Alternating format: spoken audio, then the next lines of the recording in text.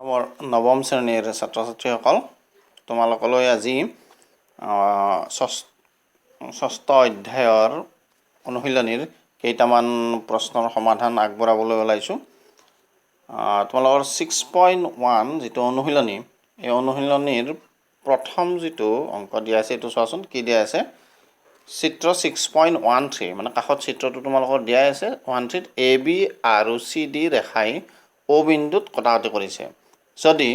Angle AOC plus angle BOE equal to 70 degree আৰু angle BOD equal to 40 degree, তেন্তে angle BOE আৰু প্ৰত্যাৱৰ্তী angle COE নিৰ্ণয় কৰা। এইটো আমি অংকটো কৰিবলৈ চেষ্টা কৰিম। তো ইয়াৰ কাৰণে ইয়াতে আমি চিত্ৰটো অংকন কৰি লৈছোঁ। ইয়াত চিত্ৰটো আমি অংকন কৰি লৈছোঁ। চিত্ৰটো চাবা,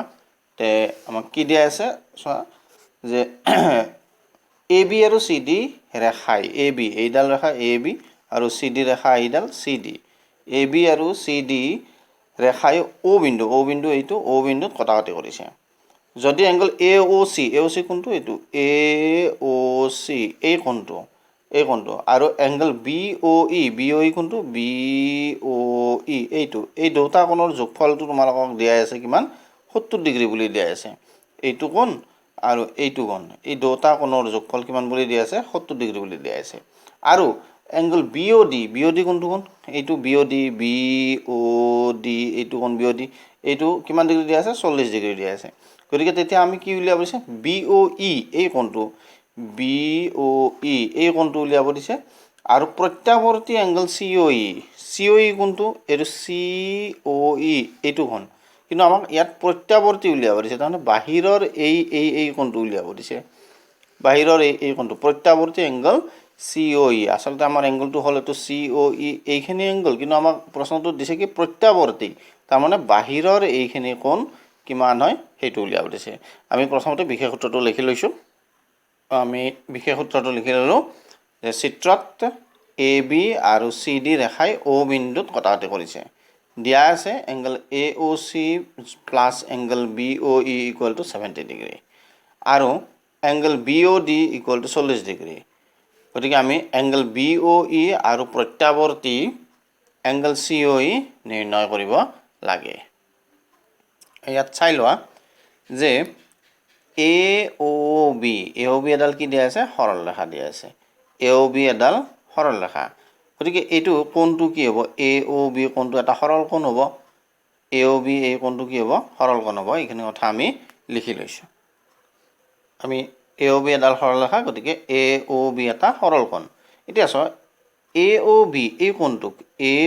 এই কোণটোক আমি তিনিটা ভাগত লিখিব পাৰোঁ। এটা হৈছে কি এংগল AOC,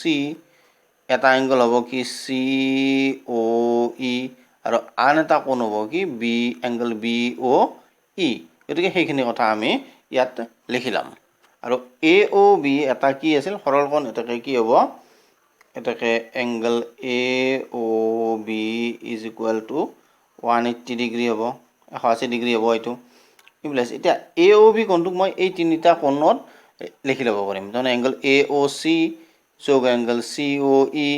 যোগ এংগল BOE, এই তিনিটা ভাগত আমি তিনিটা এই কোণৰ যোগফল হিচাপত আমি লিখিব পাৰিম। গতিকে আমি লিখি ল'লোঁ যে AOB মানে এংগল AOC যোগ এংগল COE যোগ angle BOE equal two 180 degree আমি লিখি ল'লোঁ। ইয়াৰে পিছত আমি এইটো AOC আৰু BOE এই দুটা একেলগে লিখিম। কাৰণ কিয় লিখিম একেলগে, কাৰণ আমাক ইয়াত প্ৰশ্নটো দিয়াই আছিল AOC যোগ BOE ইকুৱেল টু 70 ডিগ্ৰী বুলি দিয়াই আছিল। গতিকে আমি এইটো আৰু এইটো একেলগে লিখিম। আমি এইটো একেলগে লিখি ল'লোঁ, angle AOC plus angle BOE plus angle COE equal to 180। এতিয়া এইখিনিৰ মান দিয়াই আছে, তোমাক প্ৰশ্নটোতে দিয়াই আছে AOC প্লাছ এংগল BOE এইটোৰ মান 70 ডিগ্ৰী বুলি দিয়াই আছে। গতিকে এইটো আমি 70 ডিগ্ৰী বহাই দিলোঁ, এইটো প্লাছ এইটো angle COE is equal to আমাৰ কিমান পালোঁ, এইটো 180 ডিগ্ৰী পালোঁ। তাৰপিছত আমি এই COEটো এইফালে ৰাখি থ'লোঁ, ৰাখি থৈ এইটো 70টো আমি সেইফালে লৈ যাম, মানে এংগল COE সমান আমি কিমান পালোঁ 180 ডিগ্ৰী মাইনাছ 70 ডিগ্ৰী পালোঁ আমি এইটো তাৰমানে সমান আমি কিমান পালোঁ এইটো 110 ডিগ্ৰী পালোঁ তাৰমানে এংগল COE মানে এইখিনি কোণ আমি কিমান পাম এইখিনি কোণ এংগল COE এইখিনি আমি কিমান পালোঁ এইখিনি পালোঁ আমি 110 ডিগ্ৰী পালোঁ এতিয়া আকৌ চোৱাচোন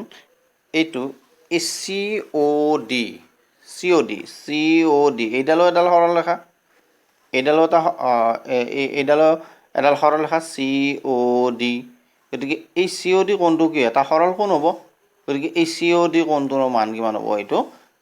180 ডিগ্ৰী হ'ব আমি এইটো লিখি ল'ম আমি এইটো লিখি ল'লোঁ যে COD এডাল সৰলৰেখা এটাকে angle COD equal to 180 degree এতিয়া চিত্ৰটোত চোৱা আৰু COD কোণটো তোমালোকে আগৰ নিচিনাকৈ তিনিটা কোণত ভাঙি লিখিব পাৰিবা COD মানে হ'ব এইটো COE এই কোণটো যোগ এংগল BOE এই কোণটো যোগ এংগল DOB এই কোণটো এইডাল সৰল ৰেখাটো গতিকে আমি কি লিখিব পাৰিম যে এই COD কোণটোক আমি এইটো কোণ যোগ এইটো কোণ যোগ এইটো কোণ এই তিনিওটা কোণৰ আমি যোগফল হিচাপত লিখিব পাৰিম আমি এই COD কোণটো তিনিটা কোণৰ যোগফল হিচাপত লিখি ল'লোঁ এতিয়া চোৱা COE এই কোণটোৰ মানটো ওপৰত তোমালোকে উলিয়াই থৈছা এইটো COE মানে 110 ডিগ্ৰী উলিয়াই থৈছা সেই 110 ডিগ্ৰীটো বহাই দিয়া ইয়াতে 110 ডিগ্ৰী প্লাছ BOE এইটো কোণ তোমালোকক উলিয়াব দিছে প্ৰশ্নত BOE গতিকে এইটো আমি BOE ৰাখি থওঁ এংগল BOE যোগ BOD এংগল BOD টো তোমালোকক প্ৰশ্নত দিয়াই আছে চাই লওঁ BOD ইকুৱেল টু 40 ডিগ্ৰী বুলি দিয়াই আছে BOD এংগল BOD 40 ডিগ্ৰী গতিকে আমি এই BOD কোণটো 40 ডিগ্ৰী বুলি ইয়াতে লিখি থলোঁ ইয়াৰ মানটো সমান কিমান হ'ল এইটো 180 ডিগ্ৰী আমি যোগ কৰি দিলোঁ 110 ডিগ্ৰীৰ লগত 40 ডিগ্ৰীটো যোগ কৰি দিলোঁ আমি পালোঁ কিমান 150 ডিগ্ৰী পালোঁ গতিকে লাইনটো হ'ল 150 ডিগ্ৰী যোগ angle BOE equal two 180 degree এইটো এতিয়া সেইফালে লৈ যোৱা তোমালোকে এইটো সেইফালে লৈ যোৱা ইমপ্লাইজ আমি কি পাম এংগল BOE সমান আমি কিমান পাম 180 ডিগ্ৰী মাইনাছ 150 ডিগ্ৰী পাম তাৰমানে আমি কিমান পাম এইটো 30 ডিগ্ৰী পাম BOEটো আমি কিমান ডিগ্ৰী পালোঁ 30 ডিগ্ৰী পালোঁ গতিকে আমাক উলিয়াব দিয়া এটা কোণ আমি পালোঁ BOE ইকুৱেল টু 30 ডিগ্ৰী পালোঁ এতিয়া আমাক উলিয়াব লাগিব প্ৰত্যাৱৰ্তী কোণ এইটো প্ৰত্যাৱৰ্তী কোণ COE এইটোৰ প্ৰত্যাৱৰ্তীটো উলিয়াব লাগে তে এইটো কোণ আমি জানো গতিকে এইটো কোণ জানো মানে গতিকে আমি গোটেইখিনি কোণ কিমান হ'ব এই গোটেইখিনি কোণ কিমান হ'ব 360 ডিগ্ৰী তাৰমানে এটা বৃত্তৰ এই কেন্দ্ৰত কিমান কোণ থাকিব 360 ডিগ্ৰী থাকে গতিকে আমাৰ এই 360 ডিগ্ৰীটোৰ পৰা যদি মই এংগল COE এইখিনি যদি বাদ দি দিওঁ বাহিৰৰ এইখিনি পাম তাৰমানে প্ৰত্যাৱৰ্তী কোণ এংগল COE পাম গতিকে আমি কি পাম প্ৰত্যাৱৰ্তী এংগল COE সমান 360 ডিগ্ৰী বিয়োগ এংগল COE এতিয়া এই 360 ডিগ্ৰী এইটো আছে 360 আৰু COEৰ মানটো আমি 110 ডিগ্ৰী বহাই দিলোঁ বহাই দি পেলাই আমি কিমান পালোঁ 250 ডিগ্ৰী তাৰমানে প্ৰত্যাৱৰ্তী কোণ COE সমান কিমান হ'লেতো 250 ডিগ্ৰী গতিকে এনেকৈ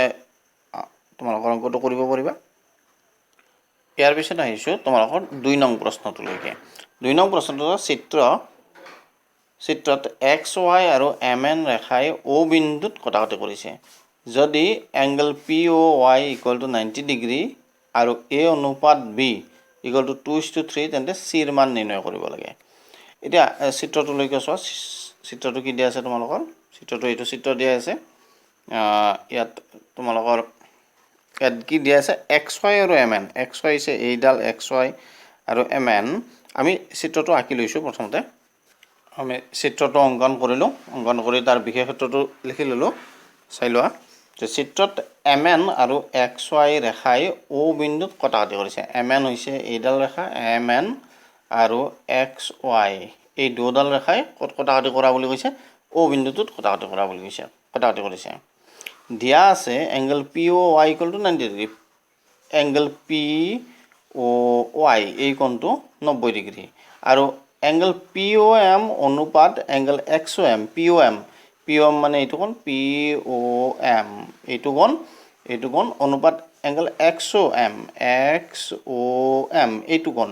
এই দুটা কোণৰ যিটো অনুপাত সেই অনুপাতটো কিমান দিয়া আছে 2:3 বুলি দিয়া আছে এতিয়া আমাক কি কৈছে এংগল XON মানে এই C কোণটোৰ মানটো উলিওৱা C মানে XON চাই লোৱা XON এই কোণটো নিৰ্ণয় কৰিব দিছে এতিয়া আমি চাই লওঁ ইয়াতে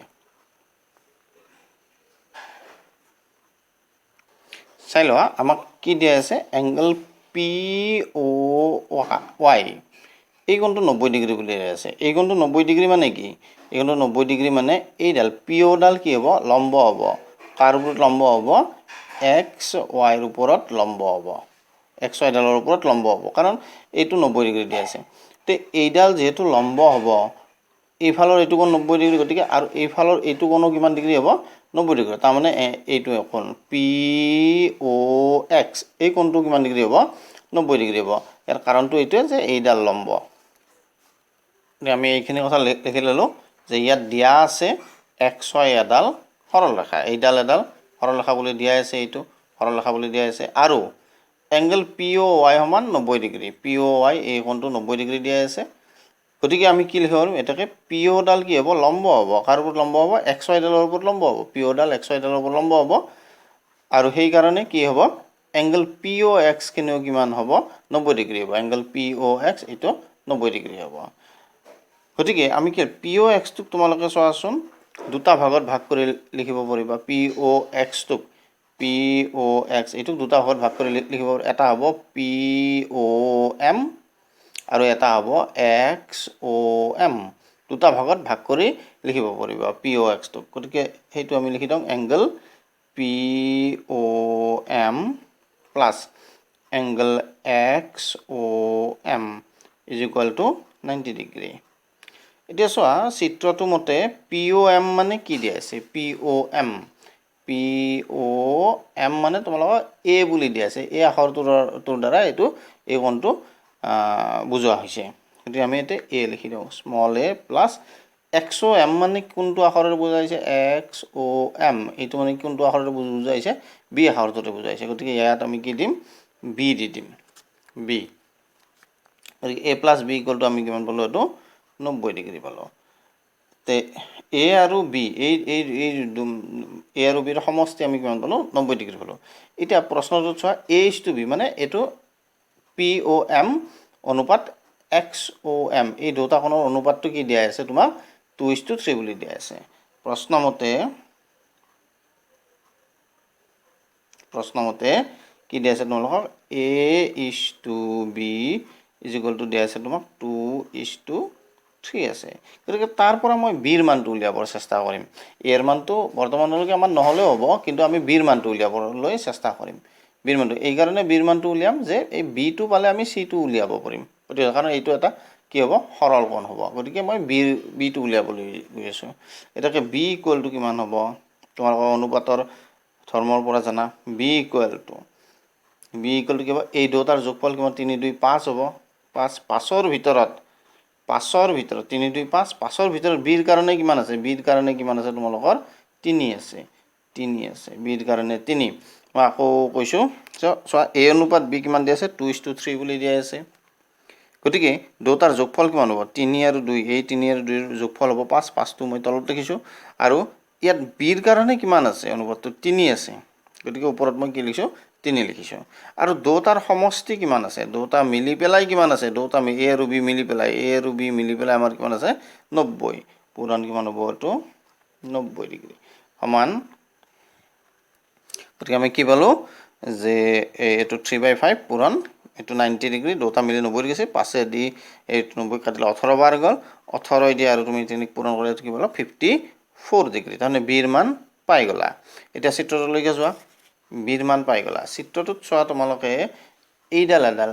MN এইডাল এডাল সৰল ৰেখা MN ডাল সৰল ৰেখা তে MN ডাল যেহেতু এডাল সৰল ৰেখা এটো কি হ'ব এংগল XOM এই কোণটো যোগ এংগল XON এই ফালৰ কোণটো তাৰমানে এই ফালৰ কোণটো যোগ এই ফালৰ কোণটো এই দুটা কোণ মিলি পেলাই কিমান হ'ব 180 ডিগ্ৰী হ'ব কাৰণ এইডাল এডাল কি আছে সৰল ৰেখা আছে সেইখিনি কথা আমি লিখি লৈছোঁ এইখিনি কথা আমি লিখি ল'লোঁ যে MN এডাল সৰল ৰেখা এটাকে এংগল MON = 180 ডিগ্ৰী এইটো এটা সৰল কোণ গতিকে MON টোক আমি দুটা কোণত ভাঙি লিখিলোঁ এংগল XOM যোগ এংগল XON = 180 ডিগ্ৰী এতিয়া আমি মানবিলাক বহাই যাওঁ চিত্ৰটোত যদি তোমালোকে চোৱা XOM মানে কি আছিল XOM চিত্ৰটোত যোৱা XOM মানে B আছিল XOM মানে কি আছিল তোমালোকৰ B আছিল এই B টো মই ইয়াত বহাই দিছোঁ B প্লাছ XON মানে কি আছিল XON মানে আছিল কি XON মানে কি আছিল C আছিল গতিকে ইয়াত আমি C টো বহাই দিম C বহাই দিলোঁ = আমি কিমান পালোঁ 180 ডিগ্ৰী পালোঁ তাৰ পিছত আমি বিৰ মানটো আনিলোঁ বিৰ মানটো কিমান আছে চাই লওঁ বিৰ মানটো তোমালোকে চোৱা ইয়াত বিৰ মান কিমান আছে 54 ডিগ্ৰী আছে বিৰ মানটো 54 ডিগ্ৰী আছে গতিকে ইয়াত 54 ডিগ্ৰীটো বহাই দিয়া 54 ডিগ্ৰী প্লাছ C = 180 ডিগ্ৰী আমি নেক্সট আমি কি কৰিলোঁ C টো ইয়াত ৰাখি থলোঁ 54 টো মই সেইফালে লৈ গ'লোঁ 54 টো সেইফালে লৈ গ'লে হ'ল আমাৰ মাইনাছ হৈ গ'ল গতিকে 180 ডিগ্ৰী - 54 ডিগ্ৰী = 126 ডিগ্ৰী তাৰমানে C কোণৰ মানটো আমি C ৰ মানটো আমি কিমান পালোঁ 126 ডিগ্ৰী C মানে কি আছিল C মানে আছিল আমাৰ এংগল XON এই কোণটোৰ মান কিমান পালোঁ আমি 126 ডিগ্ৰী এটাকে আমি কি পাম এটাকে এংগল XON = আমি কিমান পাম 126 ডিগ্ৰী